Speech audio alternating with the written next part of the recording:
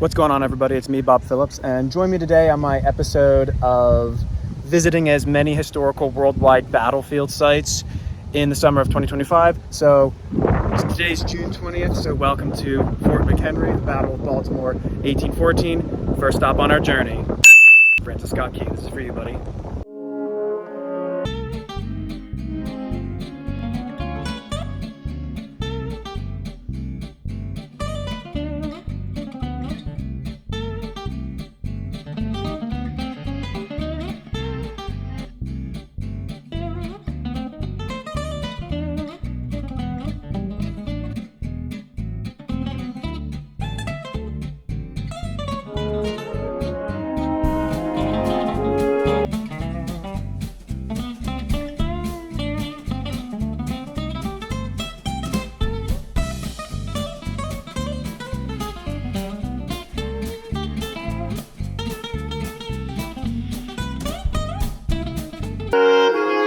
See that? That's the flag of Fort McHenry. The Star-Spangled Banner.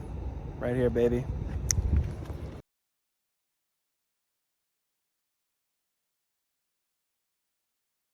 Stop number 2 is Gettysburg, Pennsylvania. The Battle of Gettysburg, 1863.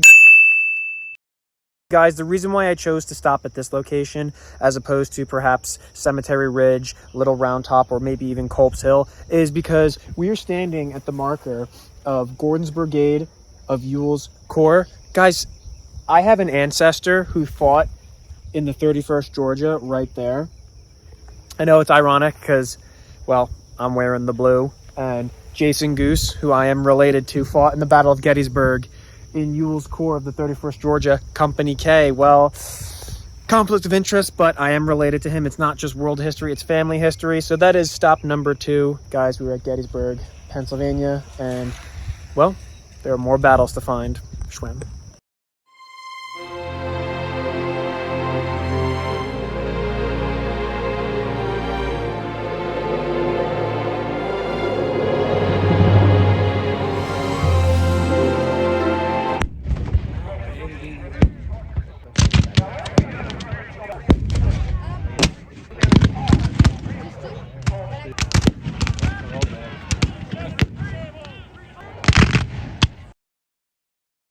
Quick side note for the 4th of July, I am standing next to the monument of the legendary 20th Maine, where Colonel Joshua Chamberlain led his infamous bayonet charge. So in the spirit of the 4th of July, Independence Day, and to honor one of my personal heroes, loud and clear, Colonel Chamberlain, bayonets are fixed. That's how we do, boys.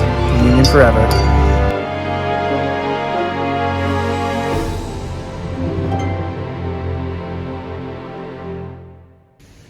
All right, Bob Squad, stop number 3 on my summer quest to visit as many battlefields as possible. Today is July 26th. We are in Athens, Greece right now.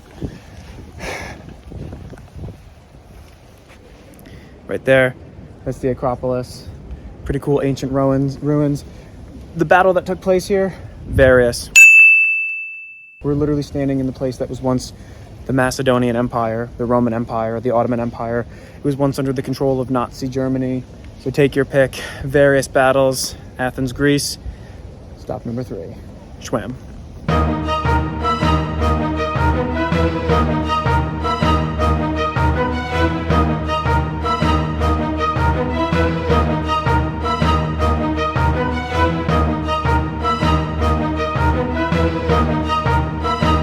We all know that I love history. I'm a huge history geek. So not only is it a thrill to be walking in a place that Alexander the Great walked in, or the Emperor Hadrian, but I found out that one of my favorite people of all time, one of my personal heroes, President Ulysses S. Grant, was actually the first president. He wasn't sitting at the time, he wasn't a sitting president, to actually visit Athens, Greece. So I'm not only walking where Alexander did, or Hadrian, or I'm in a place that shaped Western civilization, because we all know that democracy was created in Athens. We all know that the architecture, pretty much everything helped shape Western civilization. But I'm standing in the place of Ulysses S. Grant, St. Paul, It's the coolest place in the world. It's like it's an incredible feeling. Swim.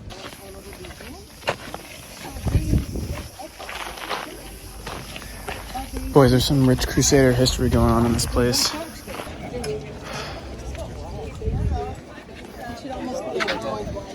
I'm telling you guys, the history comes alive up here. And for someone like me to be in a place where Persians were, Romans, Macedonians, Greeks, Athenians, Americans, Crusaders, Christians alike, it's just wonderful. So I'm told that this is a place where the runner who told the news to the Athenians of their victory at Marathon definitely came to this spot. And there was an altar there with a fire that always burned. That's just so cool. All of this stuff. You guys are the conglomeration of influential people in this area. I mean, Augustus was here, Draco was here, St. Paul was here, Socrates was here, cool Byzantine church in the background. Hadrian was here. I mean, all the coolest people who've influenced history were here.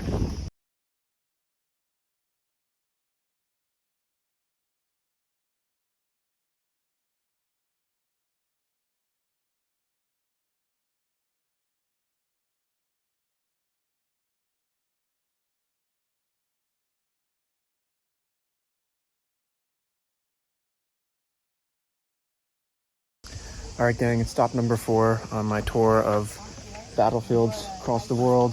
Today is July 29th, and we are in Delphi, Greece. Battle spot here, Various.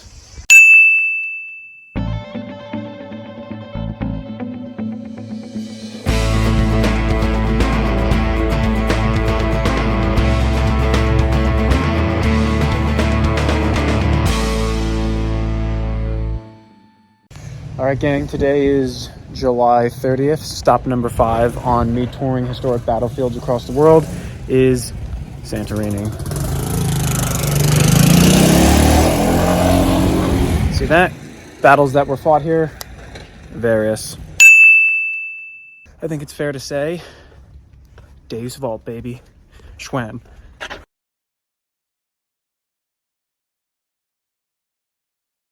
Boys, check these ruins out. Kind of looks like just rock, but trust me, those are ruins.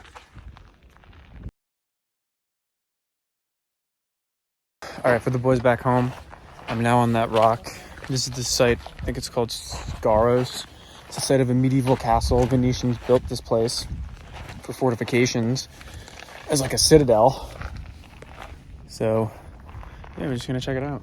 We got that over there. We got those ruins over there. Pretty cool stuff. So we'll see what we can find. Venetian medieval castle. Schwam.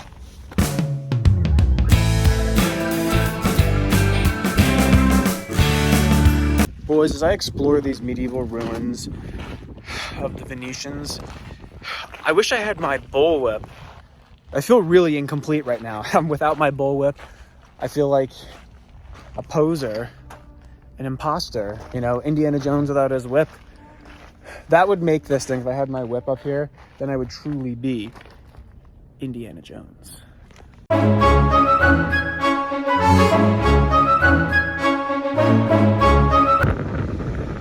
Stop number 6 on my quest to visit historical battlefields, as many as I can throughout the summer. Guys, today is August 2nd, 2025. I'm on Naxos Island. That is Apollo, or that is the Temple of Apollo. Battles that were fought here, Various.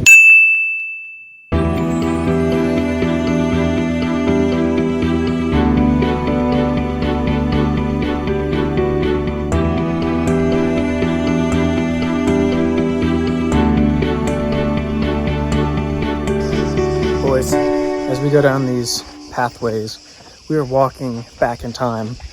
I just hope I'll be back in Byzantine. Oh, I'm so sorry. Terrible pun. Finding these Byzantine churches with Latin towers is incredible. All right, gang, today is August 6th and my 7th stop on my quest to visit as many historical battlefields throughout the summer as possible. I am in Crete, Greece. Crete, Greece. Battles that were fought here, various. However, the most iconic and famous battle that was ever fought here was the World War II fight in 1941, the Battle of Crete, fought between Nazi Germany and the Allies, mostly the British and Commonwealth forces, and the British assisting the Greeks. The Greeks fought as well, and the island was conquered by the Nazis in 1941, very bloody battle. So that's where we are today. Not just that, we have a bonus fight that took place here. This is the home of the mythical, legendary Minotaur. And as such, the fight that took place here between the Minotaur and Perseus also happened. So that's a cool little bonus, but the main battle that was fought here was in World War II. So we've got that going for us. Walking around the old town, right over there you can see that cool church, cool fortifications. So yeah, that's stop number 7 on my historical battlefield tour. Schwam.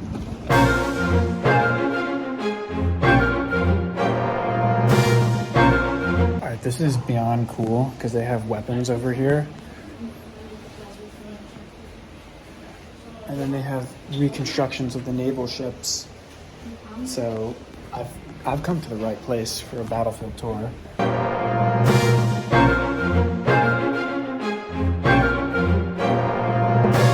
Well, boys, no war tour would be complete without our friend Alexander the Great, as you can see. But we actually saw that one in the Acropolis Museum. I don't know if you remember. I mean, in my other video, I'm probably going to put pictures of it, but I saw that actual piece, so that's what we got going on. Alexander the Great. Boys, I just want to let it be known that when I was buying my admission ticket to this museum full of naval and maritime stuff, I obviously had to tell the guy about the American Civil War, so I didn't let you down. It's kind of one of my passions, you know? Alright, apparently this is the exhibit exclusively for the Battle of Crete in 1941, so I'm very excited about this.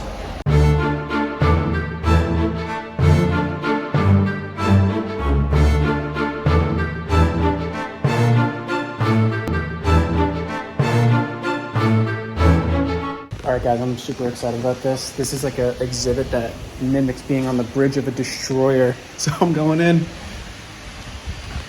Dude, this is awesome. Look, you got the navigational charts, obviously in Greek. You got all this good stuff. Wow. Oh man. Dude, this is so cool. Like, you can imagine those are the windows you see.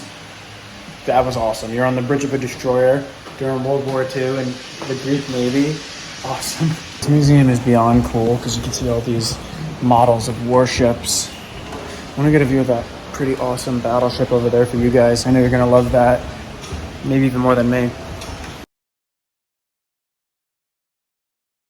Guys, we have a little bit of a hometown flair. This is the USS Missouri. I've actually been on this ship before.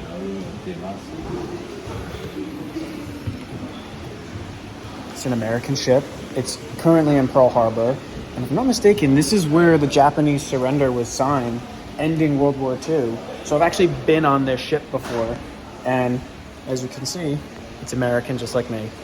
That feels cool, having some hometown representation in a place like this. Oh look, we have another American ship. Look at that. The craftsmanship on these models is incredible.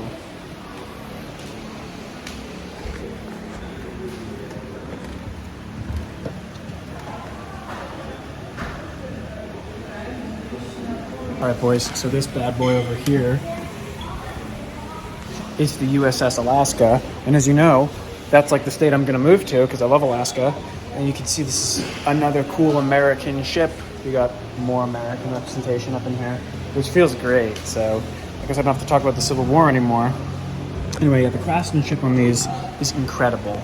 So guys, not to beat a dead horse, but in reference to the USS Missouri, you guys know I'm a huge history buff and I like the history of World War II. But prior to coming to this country, I've only been to one World War II battlefield, and that's ironically Pearl Harbor, where this is currently at. So I think it's kind of cool. It's like blending. It's like George Costanza, Seinfeld. Worlds are colliding because we're standing in the site of one of the most iconic battles of World War II, Battle of Crete, with the paratroopers. And I find it interesting that the only prior to this battlefield that I've been to from World War II was Pearl Harbor, and there we go. Chester Nimitz was on there, and so was Douglas MacArthur. So was I.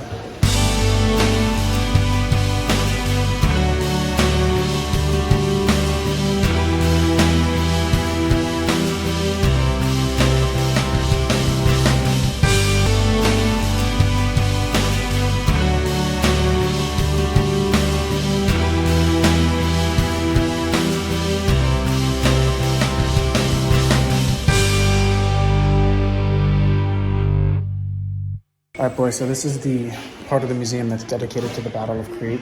As you can see, the paratroopers are coming in hot over there in that picture.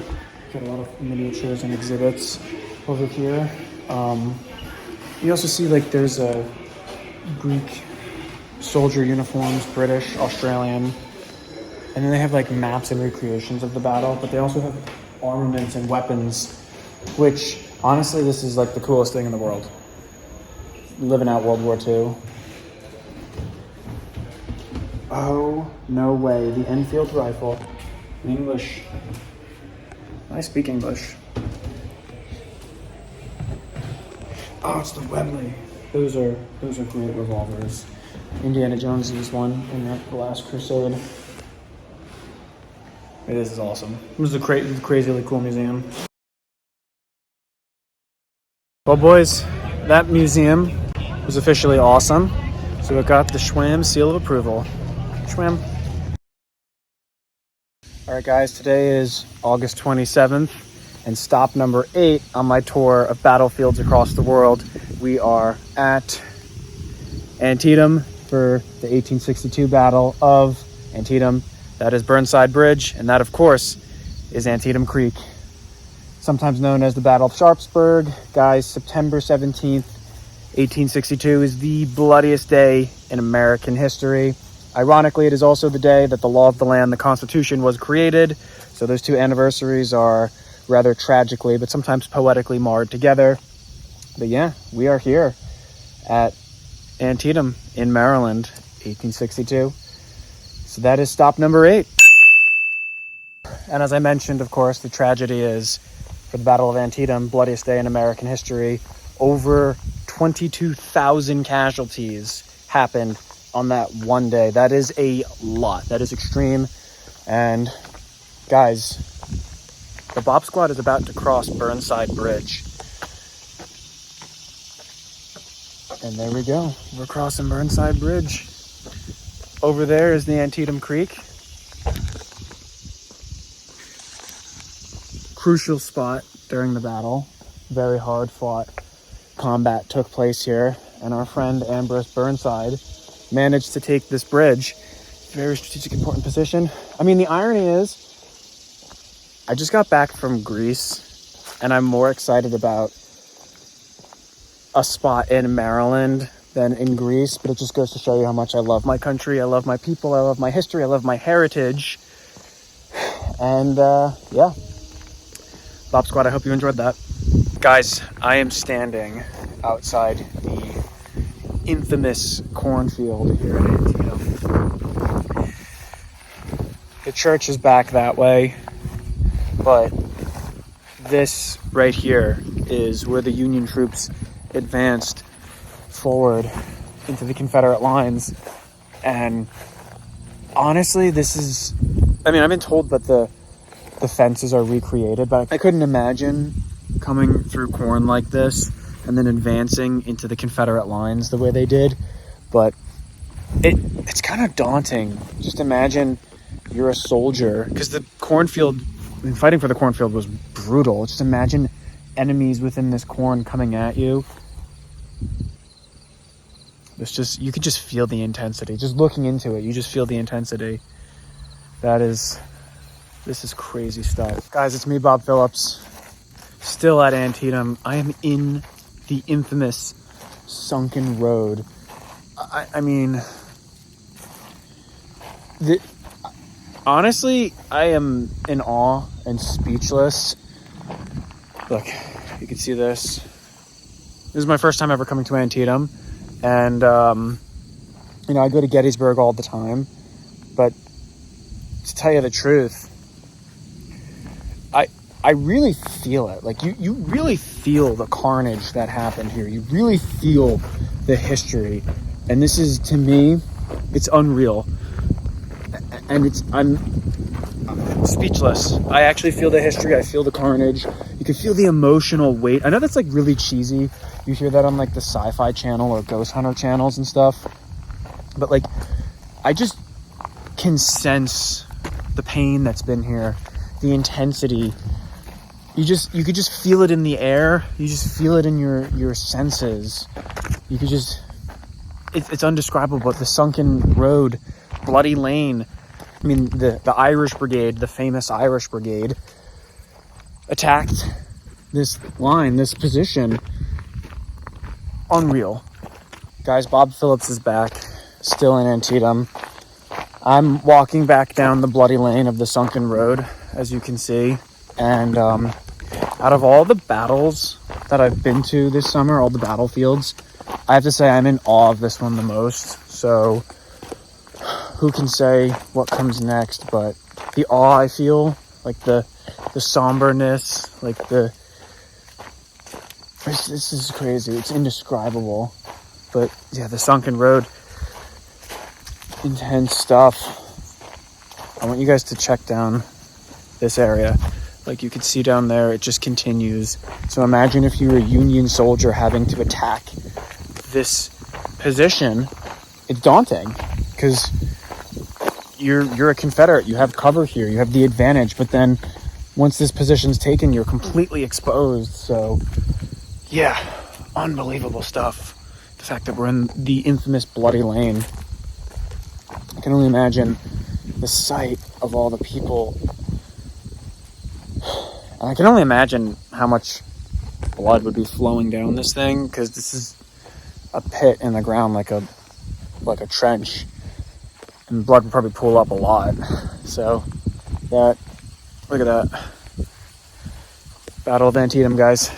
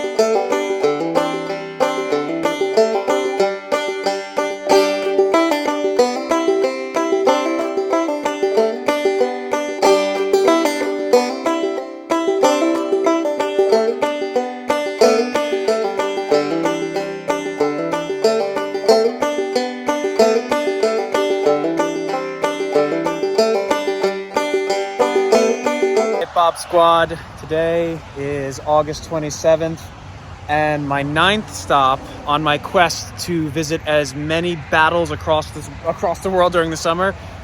We are in Chancellorsville, Virginia, and guys, we're dedicated to the Battle of Chancellorsville. Now, the reason why I chose this spot is because this marker, this monument, is dedicated to the Confederate General Stonewall Jackson. So we got Stonewall Jackson right there. It says, on this spot, it's hard to see, on this spot fell mortally wounded Thomas J. Jackson on May 2nd, 1863. So guys, the battle that was fought here, the Battle of Chancellorsville, 1863, the American Civil War. I'm not quite sure if this is the exact spot where Stonewall Jackson was shot. I've been told that that's not the real spot, that it's more so somewhere around here by this rock. Like, you can get really close to it, but approximately I don't really know. But all I know is this is the general area where the general was shot. So the Battle of Chancellorsville, which they say was Robert E. Lee's greatest victory, where the Union general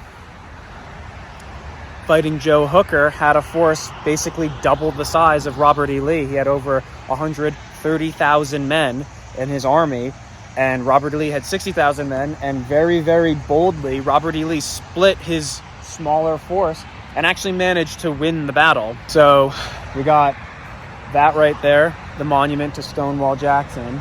In fact, it has his last words written on here. It says, "Let us pass over the river and rest under the shade of the trees." His last words. Because he was shot by accident by his own men. He got one in the right hand, two in the left arm. His left arm had to be amputated, and then he got pneumonia and he died after the fact. But as I was saying, this battle was huge in the sense that Abraham Lincoln couldn't believe that the Confederacy won again, and Robert E. Lee performed very well, but it also grew his confidence enough for him to invade Pennsylvania, which led to the Battle of Gettysburg, which was a disaster.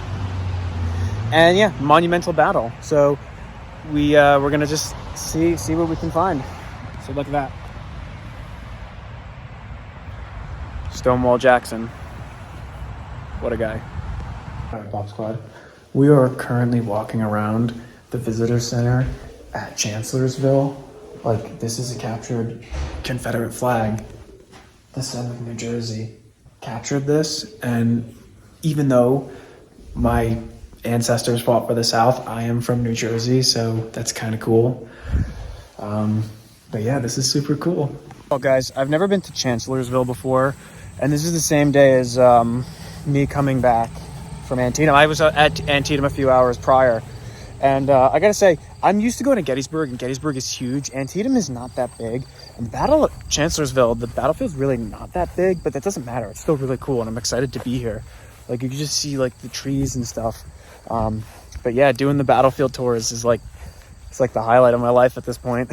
And the funny thing is, I keep saying this, I literally just came back from Greece, and the first thing I do, I gotta get back to the American Civil War. I'm telling my tour guide when we're touring the Parthenon, you know who was here? Alexander the Great, sure, but Ulysses S. Grant was on vacation here once, so that's kind of my mindset. All right, Bob Squad, quick update. I am by this really cool cornfield on the Battle of Chancellorsville. We have these epic cannons over here. I want to show you something cool because we are actually standing at the spot of the headquarters for Fighting Joe Hooker. Fighting Joe Hooker was the commander of the Army of the Potomac. He was the general leading the Union troops, the Federal Army, at Chancellorsville. And his headquarters was a place called Chancellor House. And we are about to see the ruins of it right over there. As you can see, the battlefield is very close to a highway, so it might be a little bit noisy. But right there, I took some pictures of it earlier, but that is the ruins, the remains, the foundation of the building. So we got that over there. Super cool. So we're standing at the headquarters, or what was once the headquarters for the commander of the Army of the Potomac. And I shared this interesting fun fact on my shorts page once. During the Battle of Chancellorsville, Fighting Joe Hooker was in his headquarters when a cannonball blasted the building, and one of the beams fell and hit him in the head, and it knocked him out. He was out cold, but then when he regained his consciousness, he very obviously had a head injury. He was very obviously concussed, but he refused to temporarily relinquish command. And despite his faculties of reason being compromised, he was still in control. And that cannon blast, that one single cannonball, had huge implications on a major battle. And ultimately, the Union lost that battle. And it just goes to show you that fighting Joe Hooker was a very confident man, very overconfident man. And he was very famously known as like a big mouth who would say things, out of term, or he would be very boastful. And he thought that his great master plan to defeat Lee was going to prevail. And even though that didn't happen, he had a head injury and he was still like, yeah, I'm in charge. We could do this. And it is what it is. But yeah, that is the site of the Chancellor House. But on top of that, the Chancellor House was destroyed after the battle, and it basically ruined the lives of the people who owned the place. But history is violent. Chancellorsville.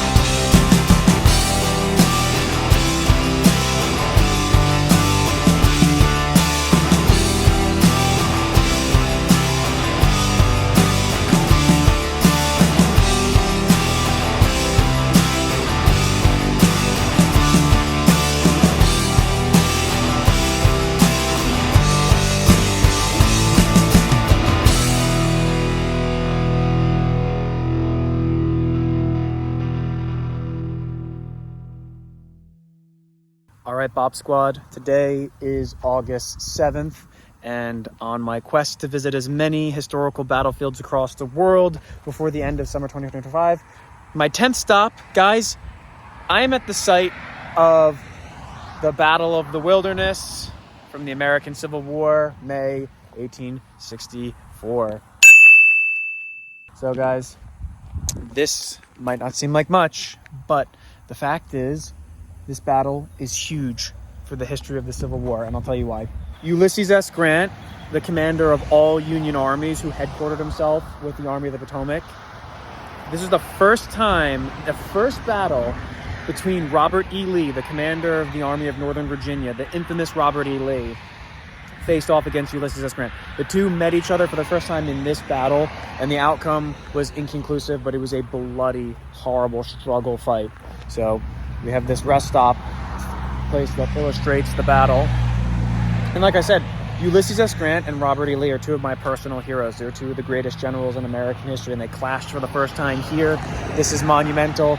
So now we're just going to loop around the Trail of the Wilderness, and we'll see what we can find. Bob Squad, still at the Wilderness. This is the site of the place where Saundersfield, the fight for Saundersfield opening up the battle on May 5th happened, and we actually have a monument. There actually really weren't any, not many, but much monuments at Chancellorsville. I just came from Chancellorsville because it's extremely close. So all these battles happen relatively close to each other. But it's to the 140 New York. My camera cut out, sorry. But guys, the 140 New York, well, in my opinion, it's legendary for what they did at Gettysburg. They actually helped defend Little Round Top at Gettysburg, and they did a bayonet charge of their own, but it's overshadowed by what happened with Joshua Chamberlain. But yeah, we are in the wilderness. And when I tell you, like, this is the wilderness, I can totally see this looking exactly how it looked, minus the highway, in 1864. I mean, the fact of the matter is, they don't call it the wilderness for nothing. And you got troops just fighting in the woods, in the brush, in the dry heat of the spring, which eventually, I mean, caused the fire.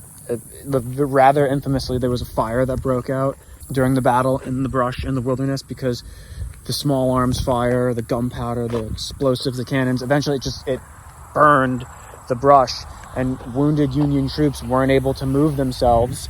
A lot of soldiers burnt to death. So that's some horrible stuff. A lot of bloody things happened here. But like I said, the two juggernauts finally meet for the first time in Wilderness, and unfortunately it was an inconclusive outcome. Guys, we're at the Wilderness. It's probably a little difficult to see, but those are Confederate earthworks right there, left over from the battle. All right, boys, we are still in Virginia at the site of the Battle of the Wilderness, but I have come to this very specific spot because it's the site of a very, very famous flanking attack that General James Longstreet, one of my favorite Confederate generals, did against Winfield Hancock. So basically the Confederates did a flanking maneuver and it crushed the Union troops. And it was one of those moments that was a great triumph, but then it turned into an unfortunate moment for Longstreet, because even though he orchestrated it, much like General Stonewall Jackson, he got shot in a friendly fire incident where he was riding on his horse and men in the woods opened fire on him. He got hit in the neck, and luckily he survived. So we're at the spot where not only the flanking attack happened, but the spot where James Longstreet got shot by his own men in a similar friendly fire incident. But we're remarkably close to where Stonewall Jackson got killed. So the circumstances are very similar, eerily similar, and they're not that far apart from each other. In fact, they happen relatively close, like within a year apart from each other. So that's where we are, boys. Schwinn.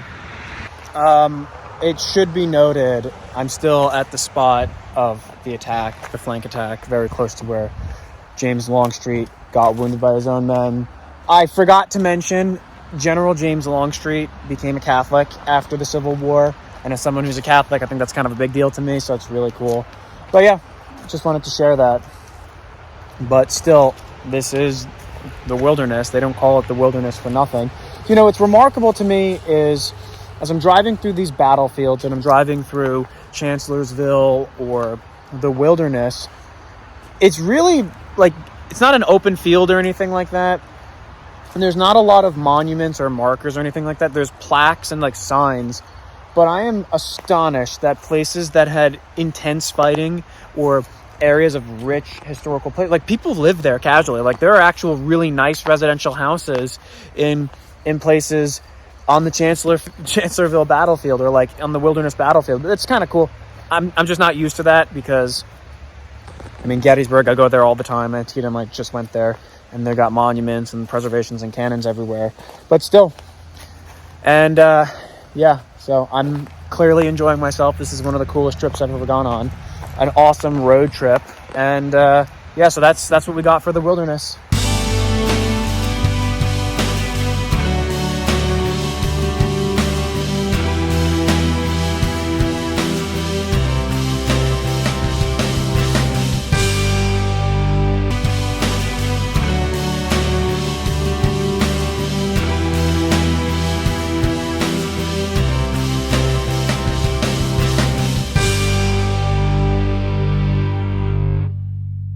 Guys, today is August 27th, and on my quest to visit as many historical battlefields across the world before the end of summer 2025, I am in stop number 11. Guys, we are at the battlefield site of the Battle of Spotsylvania Courthouse in Virginia, May 1864.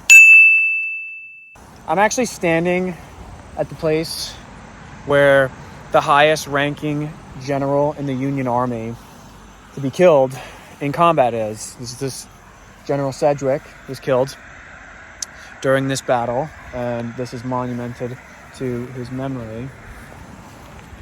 As you can see right here, this is the spot where General Sedgwick was shot and he died.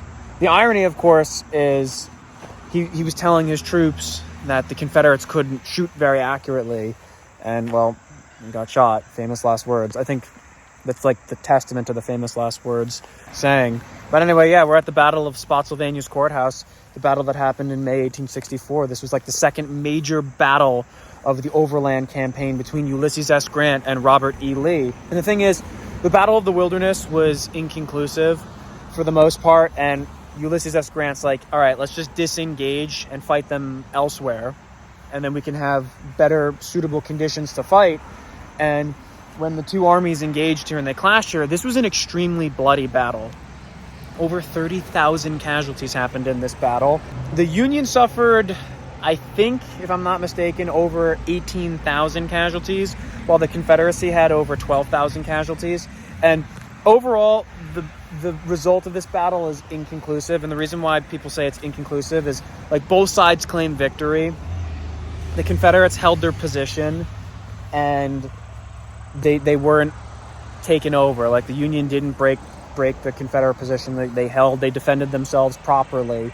But the thing is, Ulysses S. Grant and the Union were like, no, we won this battle because we inflicted a lot of casualties on you, damage that you cannot recover from. And yes, you held the field, but our advance is still... Is there a spider web on my hat? No, there was. Anyway, but our advance is still going. Like, we didn't stop our advance. We're going to keep on going. And so even though the Union lost more troops and they weren't able to take the Confederate positions, the army didn't retreat. It just kept advancing. And it inflicted casualties on the South that they could not afford to replace. Because the fact of the matter is, the North had a bigger population, much more manpower, much more supplies.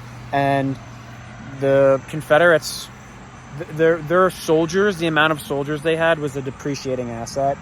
And Lee couldn't afford to lose soldiers like Ulysses S. Grant did. And so, yeah, we are at the spot of the Battle of Spotsylvania Courthouse. So let's take a cool look around. Bob Squad, we are still at the Battle of Spotsylvania's courthouse. It's kind of hard to see, but that is the remains of Federal trenches, Union trenches. We are walking through the area, and yeah, like there's some visible remains of the earthworks. And obviously you can see there's a sign right there. Federal's Trench. It says Wright's Corps. Now, obviously, like, you don't... Let's just get this out of the way. You don't walk on these things. I mean, you kind of keep it like a respectful distance, because these are remains of...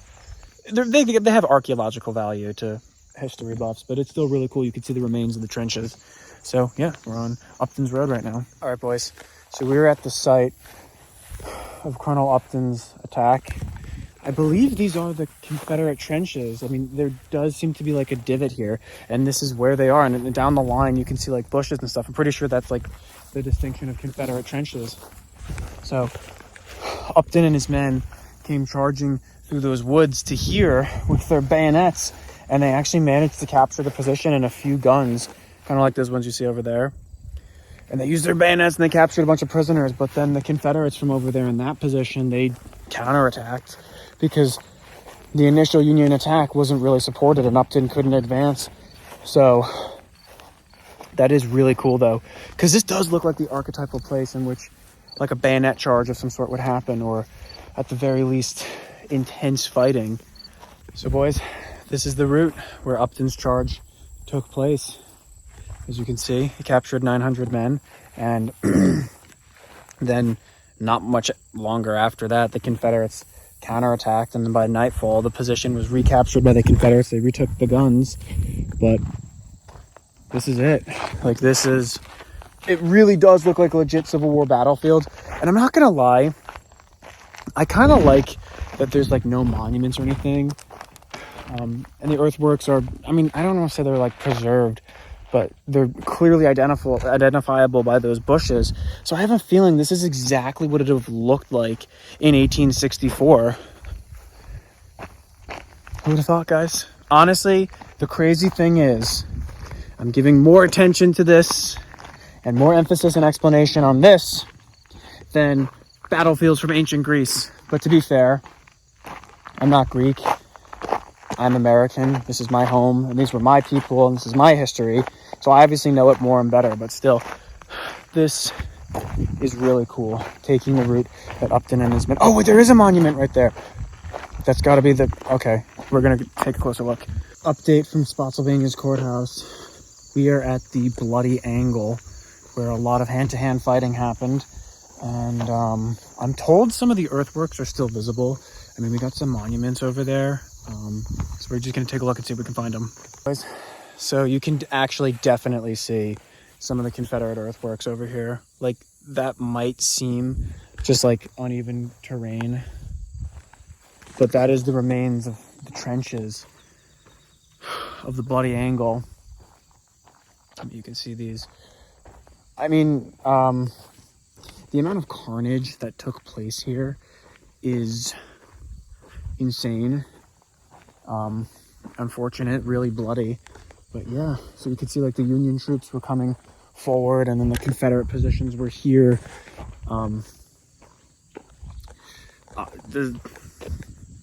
Incredible. Bop Squad, my fellow history buffs, my fellow Civil War nerds. Update from Spotsylvania's courthouse. I'm still at the Bloody Angle. I just find it remarkable to be at the place of such significant American history, and also to be at the place where two of my personal idols actually faced each other on the battlefield. It's kind of like a hard thing to explain, because in my opinion, I think Robert E. Lee and Ulysses S. Grant are among two of the greatest generals in American history. No question. I think they're in top 10 easily greatest generals America has ever had and produced. And the fact that they fought each other, it just shows to their strengths, their weaknesses, but also their cunning and battlefield brilliance on each side. And the fact remains is this. I mean, even though, in my opinion, I think Ulysses S. Grant is the better general, he's better than Robert E. Lee. Robert E. Lee, at this battle and many other battles in the Overland Campaign, inflicted serious damage on Ulysses S. Grant. Yes, it's true that Grant was in a position to replace his losses more so than Lee, but the fact remains, the casualty ratio disparity, I don't know, you know what I'm trying to say, just shows that Lee was really good at defense, and he wasn't going to go down without a fight. So I just find that to be unbelievably remarkable.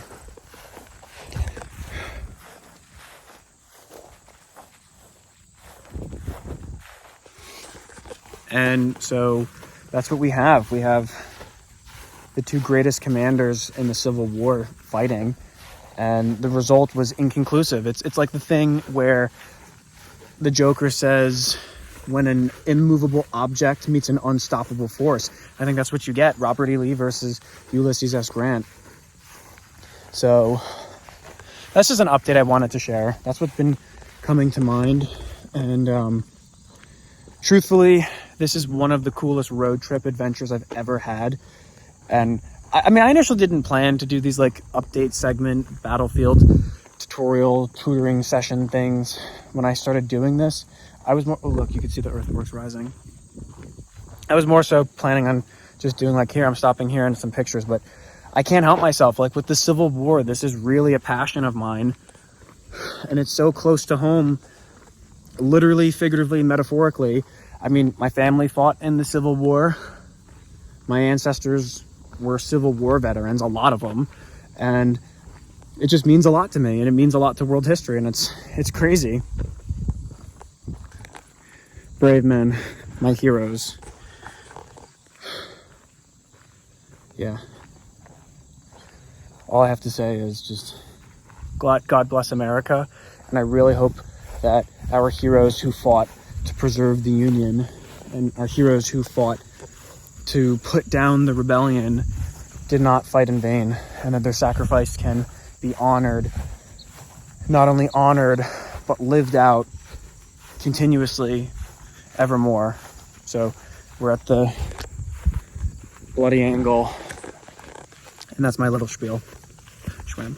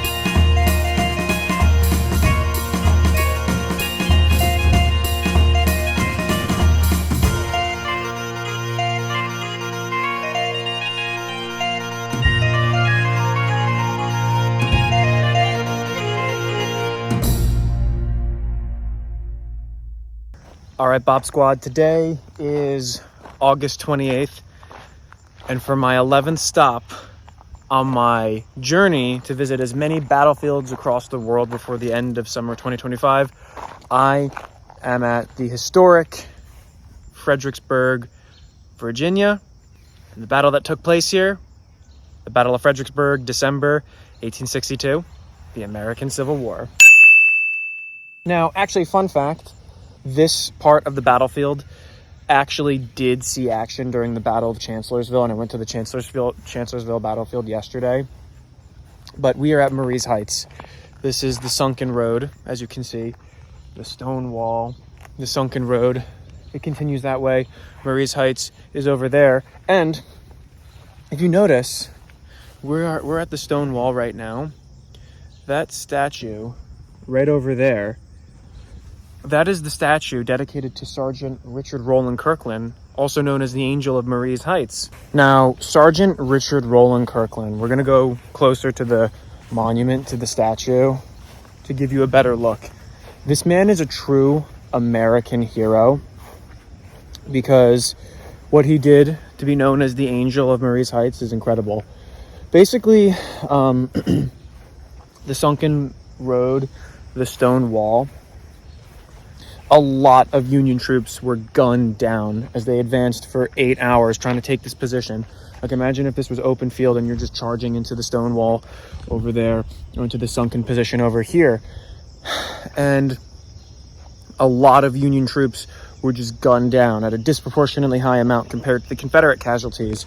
And for a few days, Richard Rowland Kirkland, Sergeant Kirkland, who was a Confederate, he was in the Confederate Army, he couldn't bear the screams any longer. He couldn't take it anymore. And in an extreme act of compassion, humanitarian efforts, and mercy, grace, he filled up a bunch of canteens and went out. He exposed himself to enemy fire in between the stone wall and the Union position, and he tended to the wounded Union troops by giving them water and caring for them, as you can see depicted here. He's giving his fellow man, despite the fact that he is in the opposite color uniform, water. And the thing is, he exposed himself to enemy fire. It was an extremely dangerous thing to do, but the Union troops held their fire. They knew what he was doing, and they spared him. And he was known as the Angel of Marye's Heights. He did not survive the war. Sergeant Kirkland died, I think, at Chickamauga, if I'm not mistaken. And the thing is, I think this guy's a true American hero.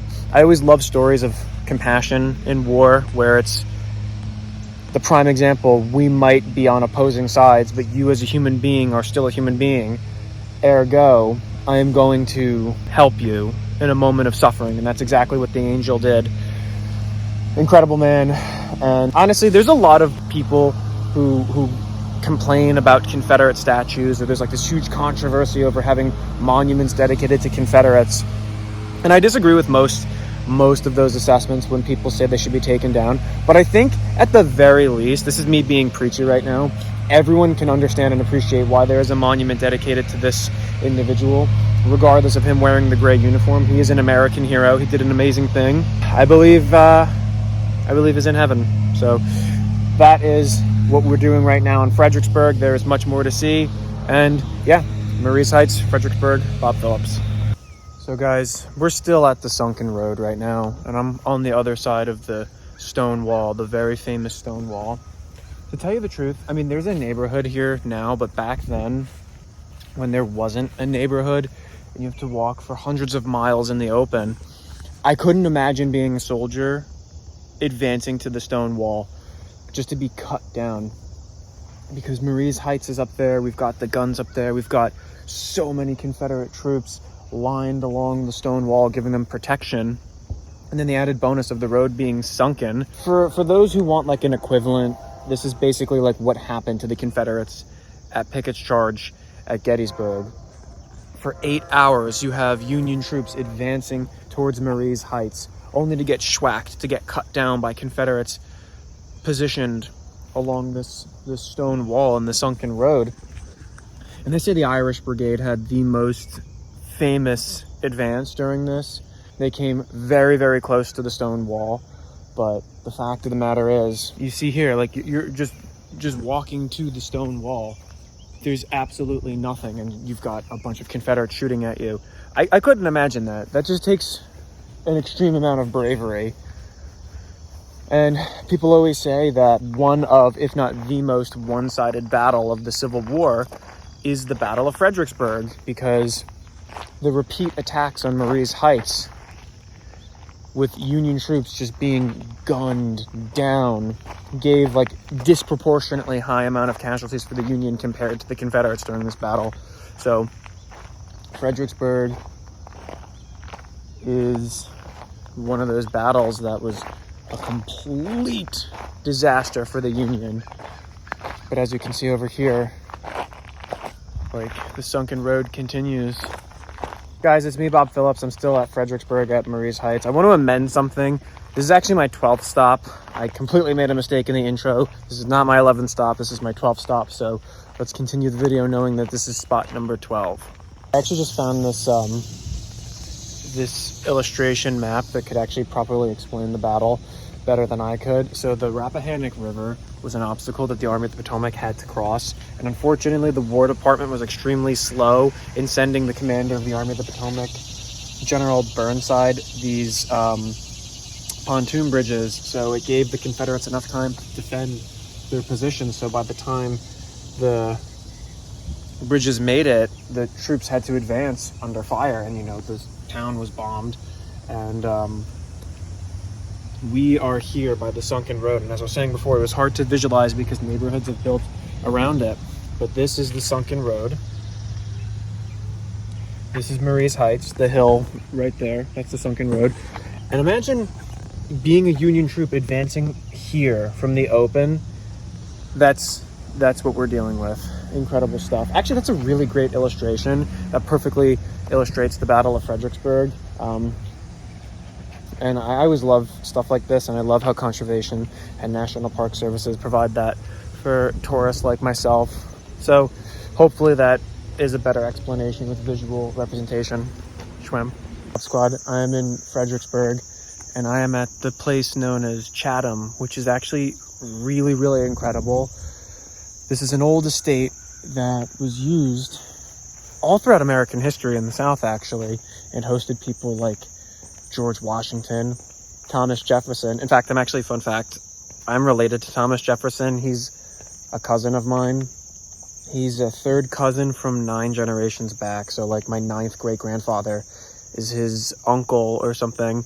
But either way, this place, I mean, it's closed for the season, but look at it. This place is really cool. It looks really awesome.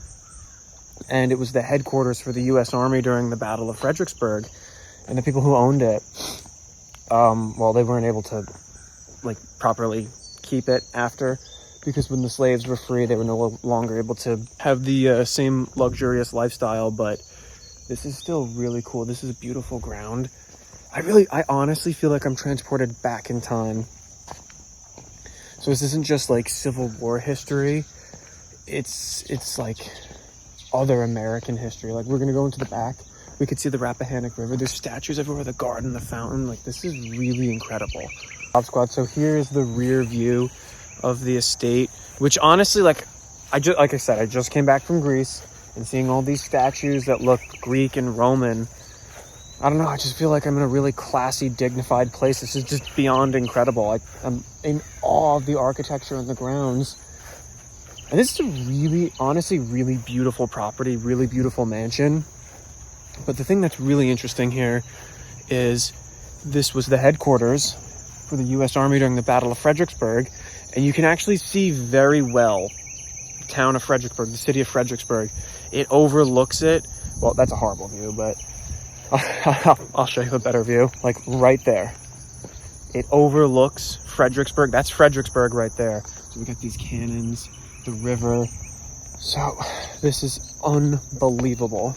Interesting thing about this spot at Chatham is you can actually still see some of the notable landmarks of Fredericksburg that are left over.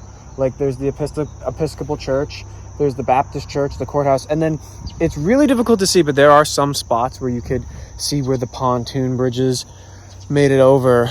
But so we got the cannons over here, we got the buildings, we're going down these steps, and I can actually see a pontoon segment, a segment of the pontoon bridge. I'm positive that that's a recreation. There is in no way original, but this is what one of the pontoon bridges would have looked like, because they had to cross the river. And so in the Battle of Fredericksburg, it was December, and the Union War Department was extremely slow in delivering these pontoon bridges. And by the time they got here, Confederates had already prepared for the battle. And Ambrose Burnside, the general in the command of the Army of the Potomac, decided to proceed anyway. So that river, you could see he had the engineers build the pontoons to cross the water, but they were under fire from Confederate sharpshooters for a long time, and a lot of the engineers were getting picked off the bridges, falling back. So he had his artillery, much like the ones you see there, open fire on the town and just bombard it for a very long time, blast the town to smithereens. And then there was even U.S. Army troops crossing the river in boat under fire. It's like one of the first major river crossings in combat in American history. So think like 19th century Omaha Beach. That's like a functional equivalent, kind of. But this is still an incredible sight. I'm actually so glad I came here. Guys, walking around this estate just makes me feel like I'm in a 19th century Southern palace. That's what it feels like. It just feels like very aristocratic, but in a cool, classy way. You see all these really cool statues, which remind me of the Greeks and the Romans. And then look, you have like a little sculpture over here that I'm really eager to see. Like that. That is awesome. Honestly, this is why I love my country. Because, I mean, the history of the United States is extremely underrated. And it's really awesome. And they have really cool historical sites like this that still survive and are preserved well, but actually look really cool. And I feel like I'm back in time. Look at that. That is awesome. I mean, the shame is, unfortunately, like I said, the shame is inside of the building is closed. And I don't know if the slave quarters are closed. I do want to check those out as well. But yeah, we've got the main property. Quite the underrated gem. I never would have thought to come here had it not been on the map. At this point, this really has nothing to do with the Battle of Fredericksburg, but I'm just really enjoying walking through these gardens. I never would have expected me to enjoy something like this, but yeah, that's how we do. This estate, this property, dude, I kind of want something like this, like a southern palace, a southern mansion or something like this. This is really cool. And there's like a nice cornfield over there. All right, Bob Squad. So there's that cool cornfield from behind. Now, I just found out that the slave quarters actually didn't survive the Civil War, but the kitchen and the laundry actually did house some slaves. So some slaves did live there. So we're going to check that out real quick. So we're just going to go through the garden again so we can just see where the slave quarters were.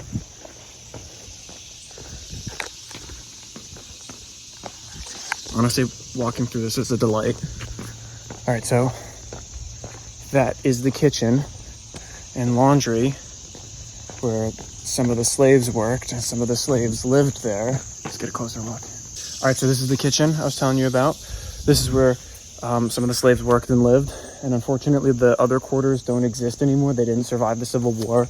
I say unfortunately for historical and archaeological value and purposes, because it still would have been cool to see. Oh, those Ionian columns. I just came from Greece and I see Ionian columns, or something that looks like Ionian columns. I'm not really an architecture guy, so I don't know, but correct me if I'm wrong. I think that's an Ionian column, where I just saw those in Greece. But anyway, yeah, so we're going to head on to our next spot at Fredericksburg. I did not expect this to eat up so much runtime of the video. All right, guys, so this is called Lee's Hill. This was his command post, the hill where he could see the battle unfolding. And as you can see, cannons. marker. It says Fredericksburg, December 12th. Battle of Fredericksburg, Lee's Hill. So this is where Robert E. Lee's command post was. And actually, these gun positions are really cool. I actually really like that. I mean, the fact is, like I said, Robert E. Lee's one of my favorite generals in American history, and he's one of my personal heroes. It's really cool. Actually, yeah, you could see the Episcopal Church from here, like the tower. Actually, you can't see it, but I can see it. Just take my word that it's there. But yeah, Lee's command post. Oh! All right, these have to be some kind of like trench fortifications. They just have to be. All right, boys, we are at our final stop at Fredericksburg. This is Prospect Hill with actual really well-preserved earthworks. This was Stonewall Jackson's position. Now, out of all the trenches we've seen so far, like the ones at Spotsylvania Courthouse, you can actually see these earthworks a lot better. Like you can see the cannons over there, the earthworks over there. But I'm going to take you towards the trenches. They're not excellent, but they're a lot more visible, especially like the ones in the wilderness. You could barely see them. Like you see that? Very clearly still there. You don't have to be looking for it to find it. Like you can know that that is a trench. Here I got the guns. I'll show you the other well-preserved earthworks, which in my opinion still look relatively good.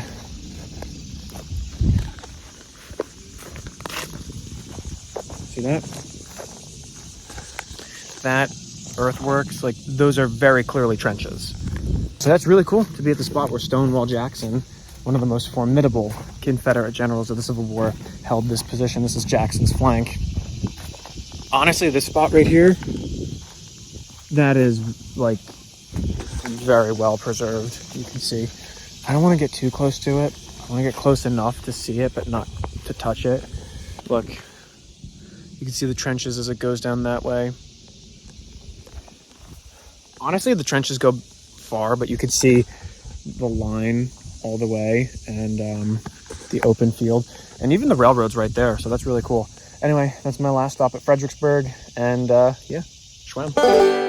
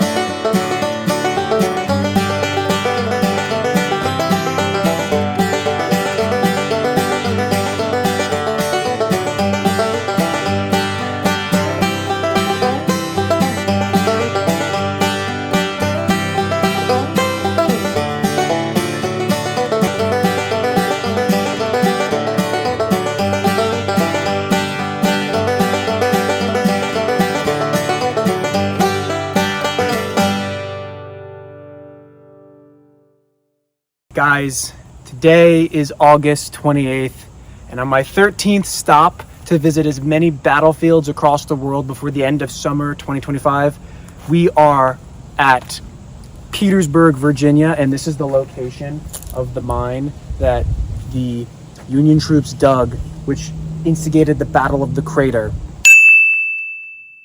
So guys, Petersburg, the Siege of Petersburg, the battlefield on which we are standing in, started June in 1864, ended in March of 1865. This was an over a 9-month-long siege. It is the longest siege in American history. Now, technically, it's not really a siege, and some people call it the Petersburg Campaign. But the fact of the matter is this. The Union troops did not surround the city of Petersburg, so technically the Confederates could have withdrawn if they wanted to. But Robert E. Lee was defending the city of Petersburg because it had 4 major railroads supplying the city itself, and then the city of Petersburg was actually a big supply place for the capital, the Confederate capital of Richmond. Now anyway, Ulysses S. Grant wanted to take this city because it was the back door into Richmond, but unfortunately it devolved into what could basically be described as a really long trench warfare stalemate. In fact, this overall campaign of Petersburg, the Battle of Petersburg, the Siege of Petersburg, and the fights and the engagements that happen here It was basically soldiers dug highly sophisticated and complex trench systems and earthworks and defenses, and it was characterized by frontal assaults with a lot of casualties that oftentimes resulted in a stalemate, and there were a lot of artillery barrages and bombardments. In fact, if that sounds familiar, the fighting here that happened at Petersburg foreshadowed what the Western Front of the First World War would look like. So think about it. You have soldiers in trenches, defending positions, attacking positions, back and forth stalemates with a lot of artillery bombardments. And this was a major strategic place that Ulysses S. Grant knew he had to capture, because if Petersburg fell, so too would Richmond, and it was only a matter of time until the Confederacy would be defeated. So we are standing outside the infamous mine. Now, guys, I'm actually really excited to be here because Petersburg actually means something to me, and it's actually really significant to, well, my existence, because, fun fact, my third great-grandfather, his regiment, the 17th North Carolina, they fought at Petersburg. So even though my third great-grandfather was not here at the Battle of the Crater, he did fight at Petersburg, and if he died, I wouldn't exist. So that's actually monumental. So my third great-grandfather was present in this battle, and we are sharing this experience together. So, as we can see here, this is the infamous mine shaft. Bada boom. Hey, how you doing? So for the battle video, we're really close to the entrance of this shaft. It's kind of hard to see. If you can actually see the picture of a Union troop looking back at us. This would have been over 500 feet long, this tunnel. In fact, it was kind of not taken seriously by the Army command. Ulysses S. Grant was kind of like, all right, if the troops need something to do, go for it, but I'm not going to put all my eggs in this basket. That was kind of the attitude of George Meade as well, but Ambrose Burnside was convinced that this was a good idea. And the thing is, ventilation of shafts like this, it's kind of tricky if it's over a certain amount of, I don't know, like length. I don't know the physics of it, but all I know is to get around the fact that they couldn't dig past, like, I think 400 feet that they needed to. There was a shaft, like a vertical shaft going upwards that was dug further down into the mine that had an opening to the open, or to the surface. And this was, I don't know the physics or the science or the engineering behind this, but I just know that it works.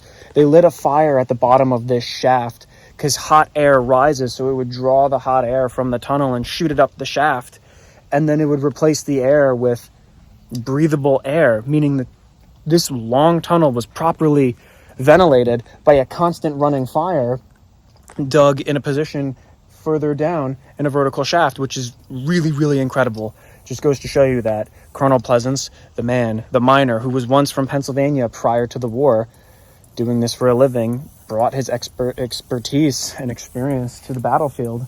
So yeah, we're actually going to go to the crater itself now, and we're really excited about that. Boys, so we are at the 100 feet mark where the ventilation shaft was dug with the fire at the bottom of it. So this is the remains of the ventilation shaft where the fire was dug and it drew the hot air back from the mine and brought fresh air through, and it gave ventilation to the miners. So you have a little description over here where is a quote from Colonel Pleasance, and there's a little bit of a diagram of Elliott salient and the explosives placed in the T-shaped chambers. So yeah, like I was saying, 8,000 pounds of explosives were placed under there, and this was one of the largest explosions at the time to happen. And yeah, so we're just going to look at the aftermath. We're going to the crater itself. So the interesting thing about walking from the position of the mine shaft is you can clearly tell there's like a pit in the ground. So I wouldn't be surprised if it eventually caved in and the earth just reclaimed it, and now it kind of just looks like a trench. But we are coming very close to the edge of the crater, so brace yourselves. In fact, I know full well that there's not much of the crater left. I've been told that by numerous different people, but we're still going to observe to see what was the remains of this massive pit. All right, Bob Squad, brace yourself. We are at the remains of the crater itself. So that right there is the remains of the crater. It was 30 feet deep and 170 feet long. Massive explosion. Now, this is all that remains. I can only imagine the sight of what that explosion would have looked like. The fire and the earth just shooting into the air and smacking back down, and then the survivors just dazed and confused, but also even the troops on the Union line as well. But yes, we are at the edge of the crater. Incredible. I know it's not that big, but the sheer amount of history and chaos that happened at this one scene is still remarkable to me. Well, Bob Squad, I know I said it before on the trail, but as we are here at the crater, which is kind of, the camera's not really doing it justice picking it up, but you can actually still see a sizable pit. It might not look like that because of the grass, but the rim and whatnot. Like I said, the fact that I am at the liberty of walking through this place freely, upright, and no danger, that is thanks in large part, in all part, to the brave American soldiers who fought to preserve the Union, to defeat the Confederacy, to suppress the rebellion. You guys know I have a speech impediment, so it's not a big deal. We can move past that. The fact that I take that for granted, that I can stroll the battlefield at my leisure, but we were once in an area that was really war-torn. We were once in an area that people paid dearly. And the fact of the matter is, with the Battle of the crater itself, it was 30 feet deep, 170 feet long, and Confederate troops at one point surrounded the rim and just started massacring, knocking off the Union troops who were trapped in the crater. And sometimes the bodies would lay 3 or 4 feet stacked high, which is really crazy to think about.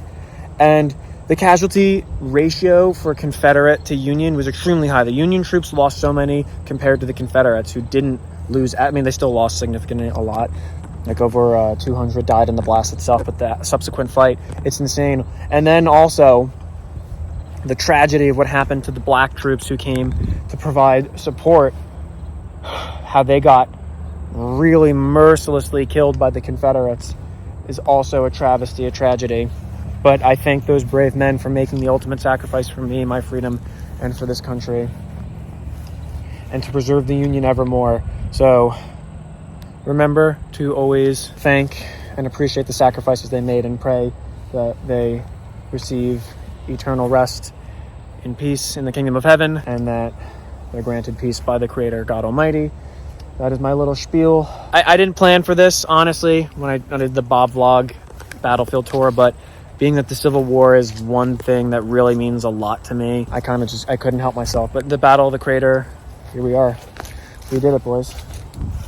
Well, boys, we are at battery number 5 at Petersburg. You can see the original earthworks and then cannon positions here. So we are really doing it. Bob Squad update from the Siege of Petersburg. We are standing in the spot where the infamous Dictator mortar is. If you know anything about the Siege of Petersburg, or if you've seen any pictures of it, you have definitely seen this mortar. In fact, I'm going to put it on the screen right now. That picture that I'm pointing at, that is the Dictator, and it is right here.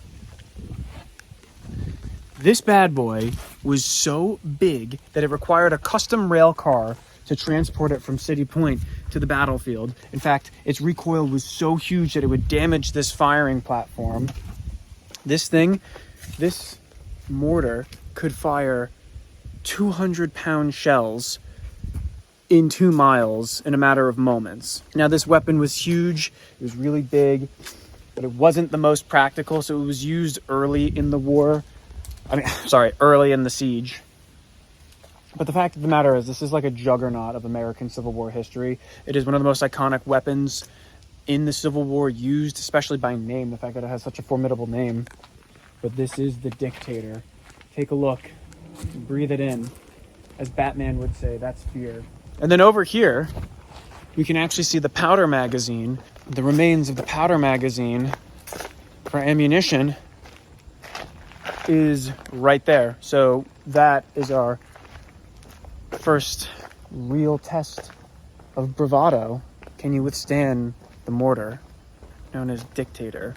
I think the Bob Squad can.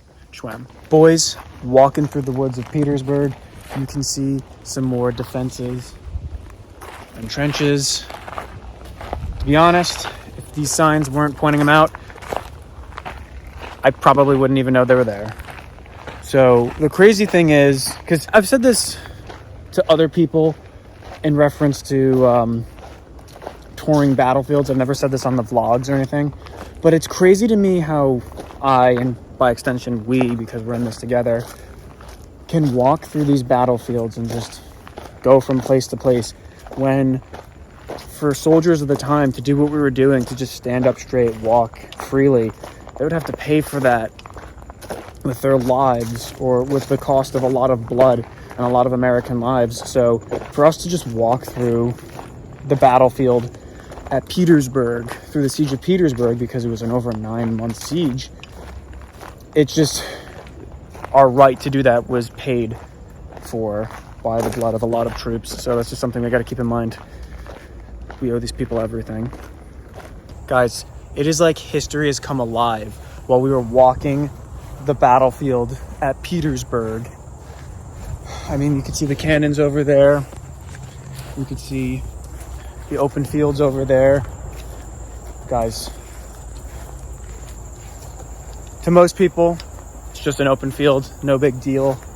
But to someone like me, an avid history buff, and someone who really, really is passionate about the history of the country, this is what keeps me going. This is what gets me up in the morning. I want to remember this. Yeah. And not for naught, Virginia is a very beautiful state. Like, the state of Virginia is beautiful. I've always said, like, when it comes to the United States, it is a beautiful country with great topography. I love open fields. I love the woods. I love it all. Let's do it, boys.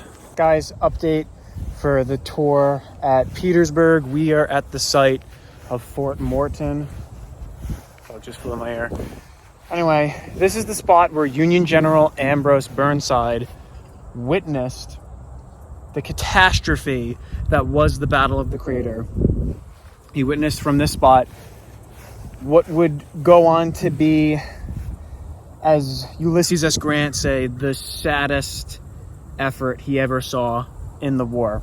Because unfortunately, the Battle of the Crater was a disaster for the Union.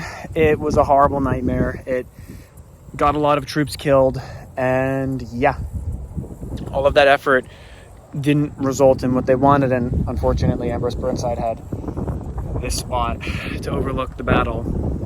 Now, the thing about the Battle of the Crater is the plan actually was a good idea, to pack as much explosives under the Confederate line as possible, the strong point. But the thing is, Union General George Meade, the commander of the Army of the Potomac, he didn't like the plan, and he made some last-minute alterations. And Ambrose Burnside, despite being a good general, in my opinion, was not great at improvising. So he had his commanders draw lots to see who was going to lead the attack, and the man who was selected was really, and I'm being charitable here, just not meant to be a general, an officer, leading men. And the resulting battle was a disaster. And yeah. And the unfortunate thing is, like, Ambrose Burnside was blamed for it. He was removed from command. And then the problem is, he had selected his black troops, because he had black troops under his command. He selected them to be the ones leading the attack. And he trained them specifically for this plan. They were well trained. They were ready to go. And George Meade was like, you do realize if this goes bad and the attack fails and those blacks get killed, it would be a PR nightmare, because it's going to make it look like we don't care about these people. We're just sending them to get killed. You have to change it, and whites have to lead the attack. And that was the thing. It was a good plan. It was meddled with. And the thing is, to be fair, Grant and Meade didn't really see the value in this attack, the Battle of the Crater, and Ambrose Burnside was kind of just left out to dry, in my opinion. But that's history. That's how things go, unfortunately. But here we are, Fort Morton. Swim. All right, boys, we are at the remains of Fort Fisher, which was the largest Union fort at the siege of Petersburg. So we just walked in. I mean, you could definitely see all these really cool earthworks surrounding us, and like those little spaces where the guns would go. And there's like platforms everywhere. This is actually really cool. Now, obviously nothing remains, but the fact that the earthwork still survived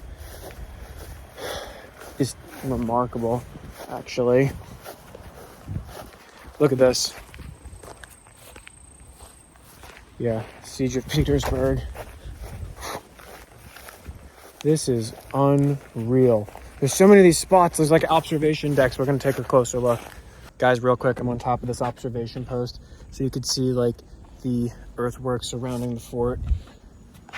I'm on top of the world right now. Also, you could just check down that way. It's not really showing up great on the camera, but it still is quite remarkable to see what this whole thing is and what it used to be. Guys, I really hope you can hear it. But it's like the croaking of an animal. You really feel down south when you hear that.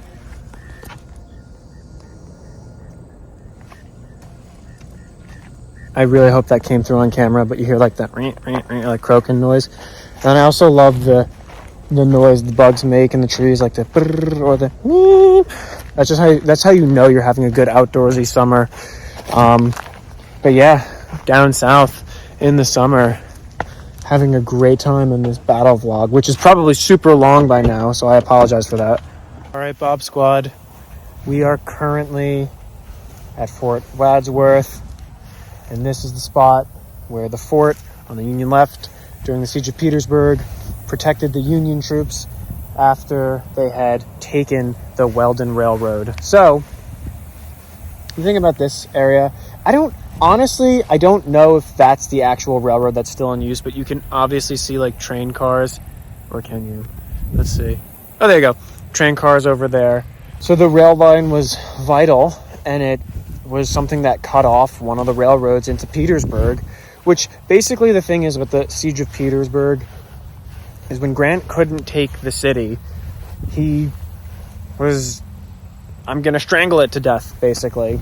Cut off the rail supplies, capture the Weldon Railroad here in one of his I think this was his fourth offensive, and then they established this fort, as you can see here. And yeah, that was just one more domino falling down on Robert E. Lee. But yeah, so this is the remains of Fort Wadsworth, and if I'm not mistaken, then that's the Weldon Railroad, but I guess it's still in use. So we did it, boys. Schwam.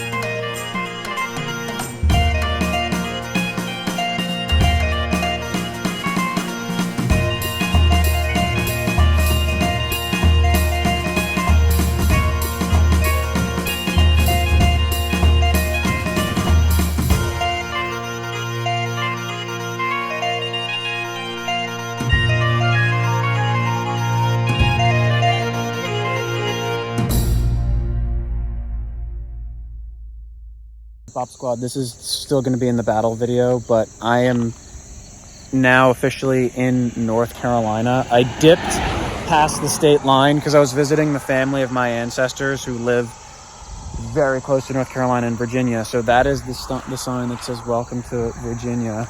And this is stupid going across the highway and being on someone's property like this. But that's the North Carolina state. I'm in Virginia. Now I'm in North Carolina, so I gotta get out of here. All right, guys, today is August 29th, and stop number 14 on my quest to visit as many battlefields across the world before the end of summer 2025. Stop number 14, guys, we are at Cold Harbor. This is the location of the bloody battle of Cold Harbor. We got that right there. Guys, Battle of Cold Harbor started in May of 1864, ended in June 1864. This was a very bloody battle. Troops under the command of Ulysses S. Grant during the American Civil War, the Union troops engaged with the Confederates here. And this was a Confederate victory. It was the attack that Ulysses S. Grant admitted he regretted the most during the Civil War. Ulysses S. Grant said he regretted this attack at Cold Harbor because the amount of casualties he sustained was not worth the gains he got, which the gains he got were basically nothing. So we are at Cold Harbor, boys.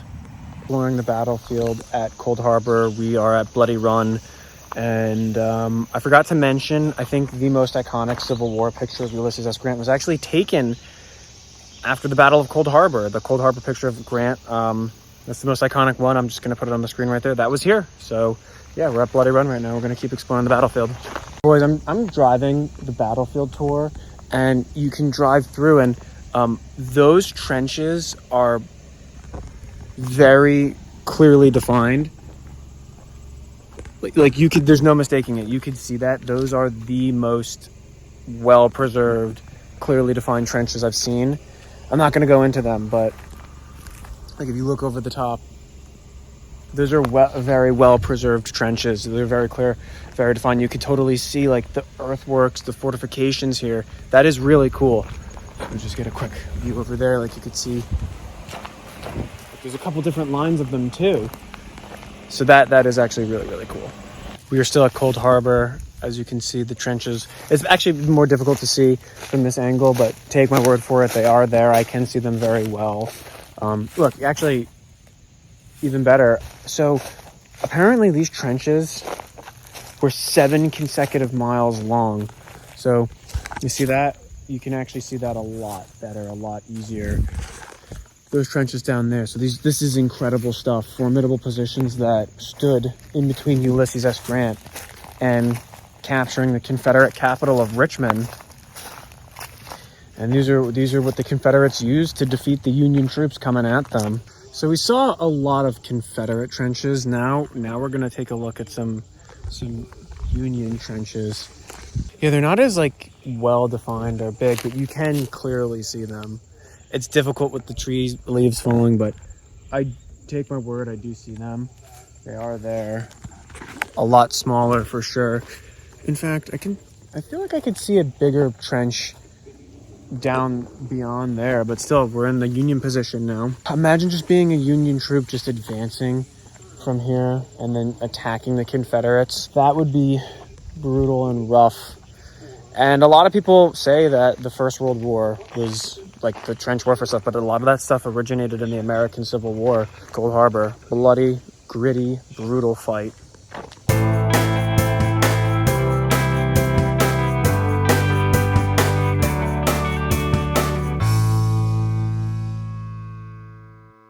All right, guys, today is August 29th, and stop number 15 on my quest to visit as many historical battlefields across the world in the summer of 2025.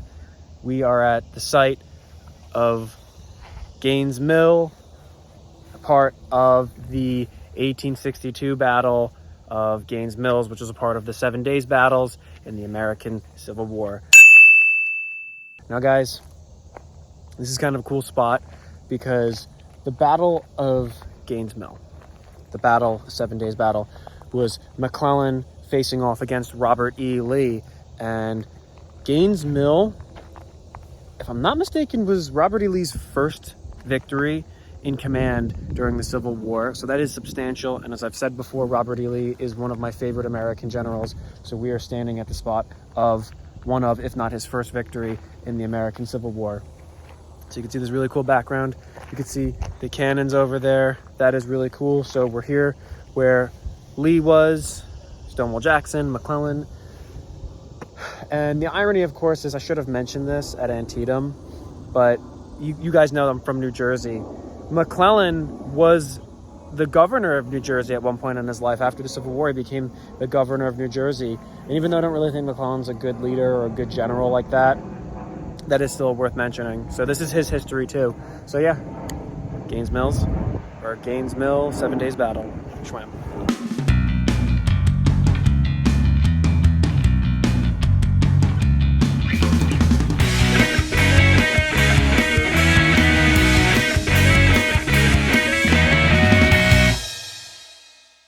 Guys, today is August 29th. And on my 16th stop to visit as many historical battlefields across the world as I can before the end of summer 2025, we are at Manassas, Virginia. Guys, that is our old friend Thomas Jackson, but he got his name, the infamous name Stonewall Jackson, because the battle that was fought here was the Battle of Manassas, or depending on where you come from, the Battle of Bull Run. Either or is acceptable, depending on where you stand in the country. And then there was another battle that was fought here, the Second Battle of Manassas. So, First Battle of Manassas, first major battle of the American Civil War, took place in July of 1861. It was a Confederate victory. That's where our friend Thomas Jackson got the name Stonewall Jackson. He actually looks a lot like Stephen Lang from the movie, more so than the actual man, but I digress. And then the Second Battle of Manassas was in August of 1862. It was also a Confederate victory. Guys, the first Battle of Bull Run, because I'm from New Jersey, I gotta represent the boys. The first Battle of Bull Run was kind of a disaster. It was the first major battle of the Civil War, and it was the first time where major armies from the North pushed into the South. And, well, it didn't go well. The Union commander, Irvin McDowell, probably wasn't the best candidate to lead armies in the field. And then we have the Confederate generals of Joe Johnston and P.G.T. Beauregard, who P.G.T. Beauregard was a Catholic. As a Catholic, I think that's kind of important to me. Defeated the army. And the thing is, a lot of people assumed the Civil War was going to be a quick event. In fact, there were people who watched the battle. There were people in Congress. There was government officials who watched the battle as spectators. But the truth is this was not going to be a quick and easy war. And this battle that everyone thought would just be the quick and decisive thing that ended it actually went on to be the first of many battles for the next 4 years.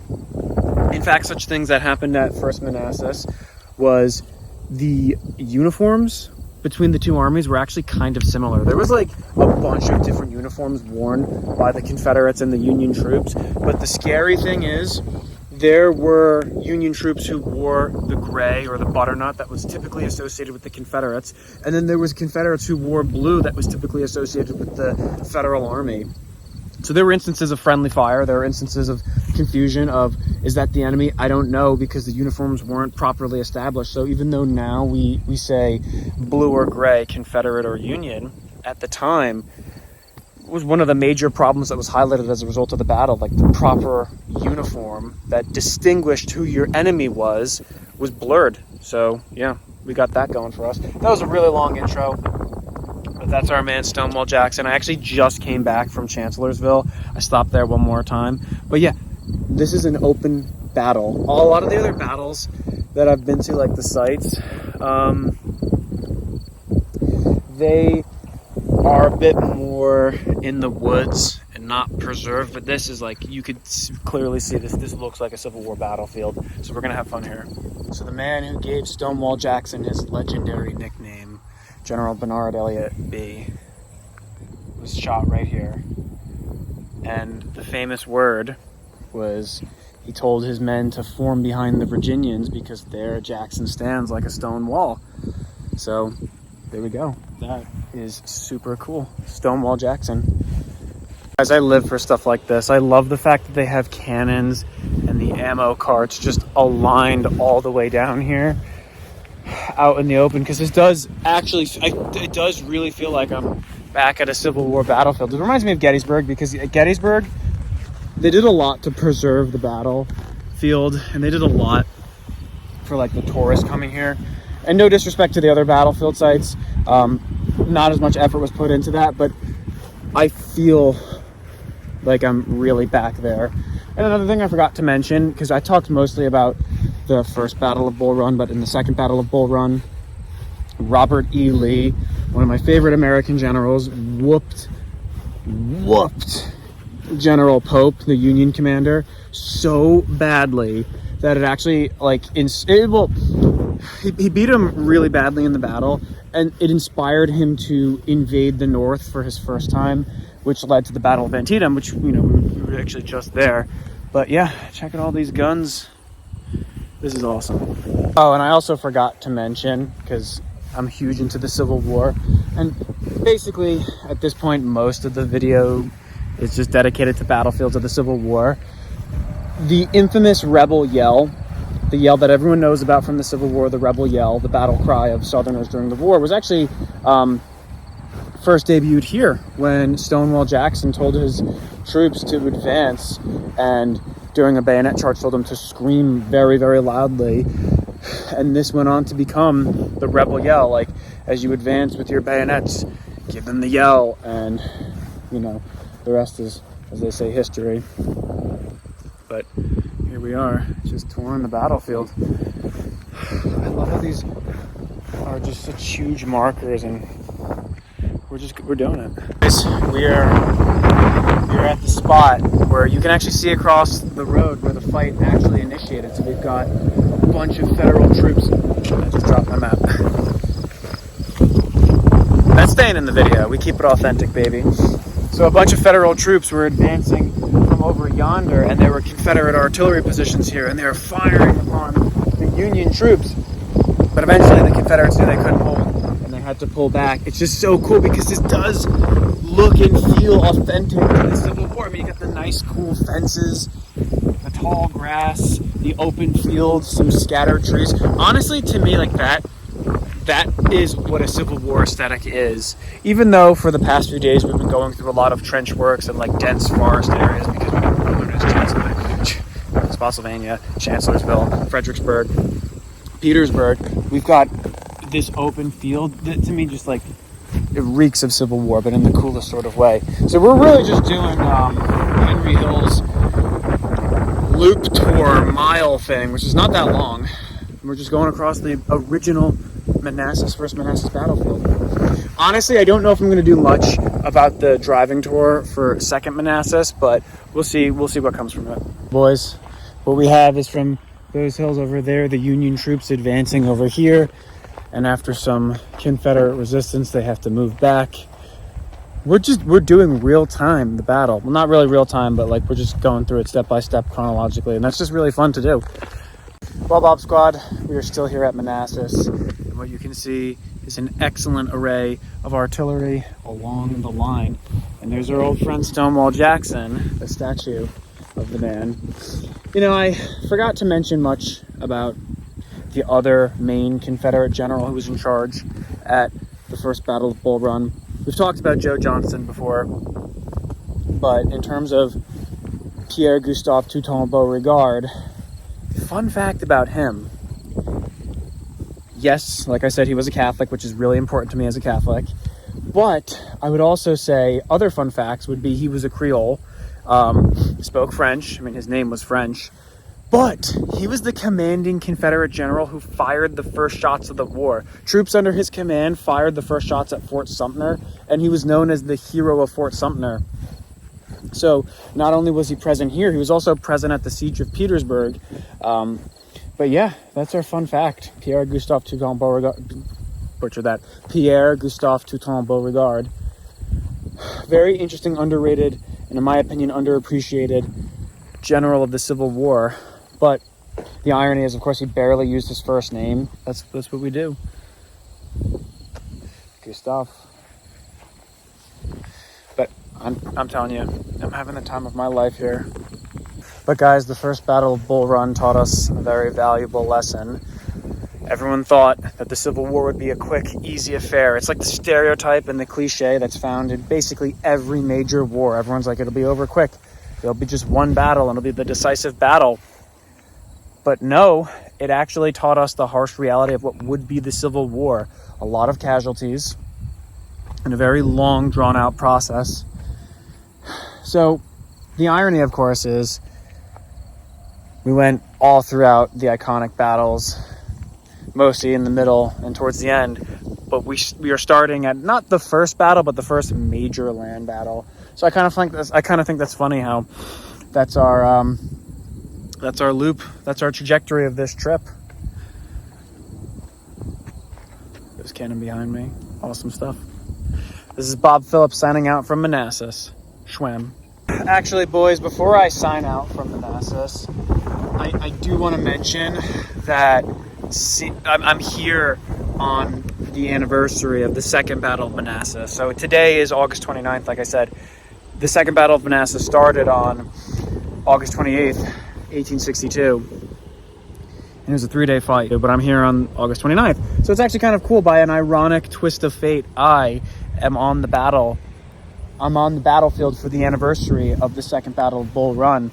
So, and the irony, of course, is I wasn't going to stop here. This wasn't in the plan, but I decided on the way back I might as well just go for it. So I guess that's just like God's will. I guess it's providence. I guess you start off on a journey and then you end somewhere you didn't expect. It's like, where am I going? Wherever God takes me. And being that I'm a huge Civil War buff, by an ironic twist of fate, I end up on the battlefield of two of the most iconic battles of the war on the anniversary it happened.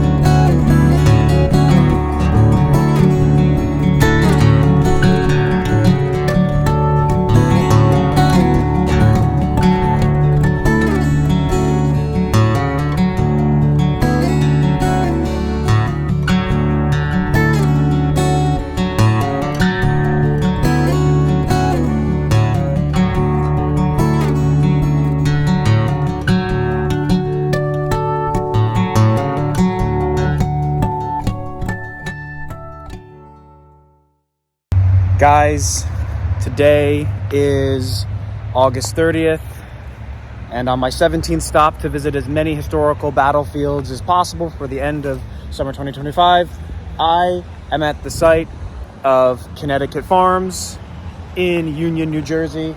This is now a Presbyterian church, but this was the site of a battle in the American Revolution, the 1780 Battle of Connecticut Farms. So right there we got the marker dedicated to the Americans. I mean, the battle was inconclusive, but yeah. So anyway, it was colonial forces against the British and the Hessians. So that is stop number 17. Guys, today is August 30th, and on my 18th stop to visit as many historical battlefields as I can before the end of summer 2025, we are in Scotch Plains, New Jersey, and we're here to dedicate this trip to the Battle of Short Hills. battle that was fought here. Obviously, the Battle of Short Hills, Scotch Plains, New Jersey, and Edison, New Jersey. The battle took place in June of 1777, and it was between American colonial forces versus the British and the Hessians, and the British won. So, yeah, right now, actually, the site of like the battlefield, or some of the battlefield, is actually a golf course, but we do have this monument here, which is pretty cool. And there's like a couple historical sites around here that we're going to go to. But yeah, this is the Battle of Short Hills, Scotch Plains, New Jersey. That is stop number 18. Bob Squad, we're at still the location of the Battle of Short Hills. And I'm at the Phrase House. But the funny thing is, when you read these plaques, there's like pictures and cool stuff of the American Revolution. That is from The Patriot. The movie The Patriot, from the final battle, which did not take place in New Jersey. That was in the Carolinas. But I digress. It's still pretty cool. Anyway, yeah, we're going to head to Washington Rock now.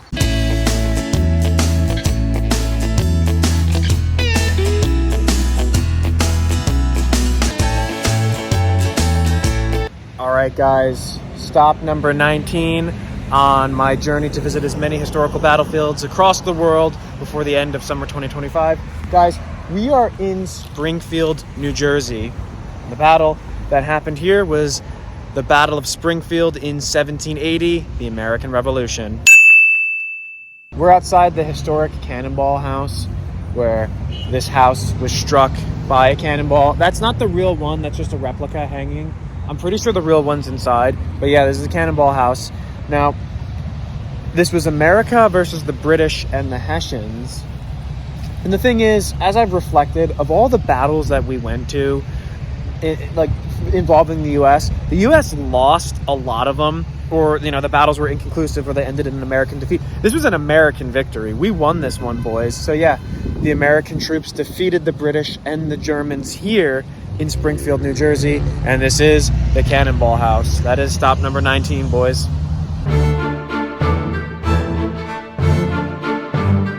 Well, guys, today is August 31st, and I'm calling it. Today's the last day of summer. I know technically summer ends in like September 21st, but to me, this is really the end, August 31st, the last day of summer to me. So I'm calling it. That's the video. We got 19 battlefields. Guys, I'm going to be honest, it's a lot more battlefields than I expected to visit, but we visited 19 of them. 10 of them were from the American Civil War. One was from the War of 1812. We got 3 that were the American Revolution, and then a few from World War II, a few from the ancient times, and then a few from the medieval period, and then even some Renaissance battles. And guys, the unfortunate thing is I did the numbers, I did all the tallying and stuff. Being that most of the battlefields I went to involved the United States, only 4 of them were confirmed American victories. So that's Baltimore, Gettysburg, Petersburg, and the Battle of Springfield. Because the Confederates beat the Union troops in a lot of those battles that I went to. And unfortunately, some of the other ones were inconclusive, so you can't conclusively say those were American victories. So even though a lot of people are like, Antietam's an American victory, I can't really call it for the Union. But either way, guys, yeah, that's the video. Those are the battlefields. We visited as many as we could. The Bob Squad got to 19 battlefields in one summer. That is really good. Guys, I had so much fun making this video, and I know it's a cliche, but I'm glad I got to spend doing what I love with you guys. And it wouldn't be possible without you, my loyal subscribers, my loyal fans. So sincerely, Bob Squad, from the bottom of my heart, thank you so much for accompanying me on this journey. But before we go, I actually want to gauge the audience. What was your favorite battlefield? Out of all the battles that we went to together, because I wasn't alone, I was with you guys. And of all the places where battles were conducted, which one was your favorite? What battle interests you the most that took place there? And which location do you think was the coolest? So just comment below to let me know. And if you thought this was an interesting video, if you learned something from it, then absolutely hit that like, hit that subscribe.